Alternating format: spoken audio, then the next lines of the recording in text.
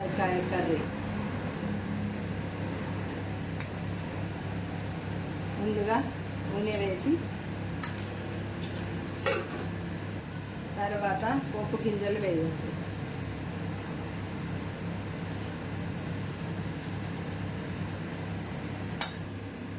కాకరకాయ ముక్కలు చిన్నగా కోసి కొంచెం సాల్ట్ వేసి ఇలా పెట్టాలి. కరివేపాకు,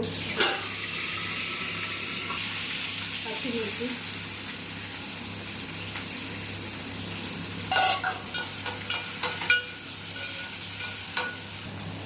కొంచెం వేగిన తర్వాత అల్లం వెల్లుల్లి పేస్ట్ వేయాలి. తర్వాత పసుపు వేయాలి. కాకరకాయ ముక్కలలో ఉప్పు వేసి పెట్టిన తర్వాత ఇప్పుడు ఇలా ఉప్పు నీళ్ళని ఇలా పిండి వేయాలి. కాకరకాయ ముక్కలను ఇలా పిండి వేయాలి. ఉప్పు వేసిన కాబట్టి నీరు వస్తుంది.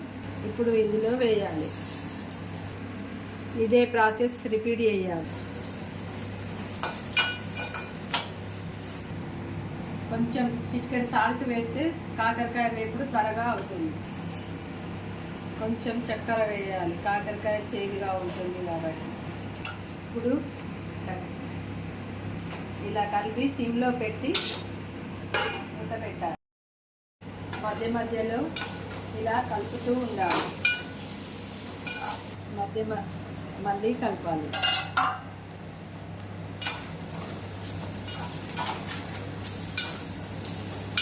ఇప్పుడు సాల్ట్ వేయాలి. ఇది ఇట్లా ముక్క సాల్ట్ వేసిన తర్వాత ఇది ఇట్లా కట్ చేస్తే తెలుస్తుంది కుక్ అయిందా లేదా అని. తర్వాత నువ్వులు బెల్లం పౌడర్ ఇది వేస్తే టేస్ట్ ఉంటుంది. 1 మినిట్ తర్వాత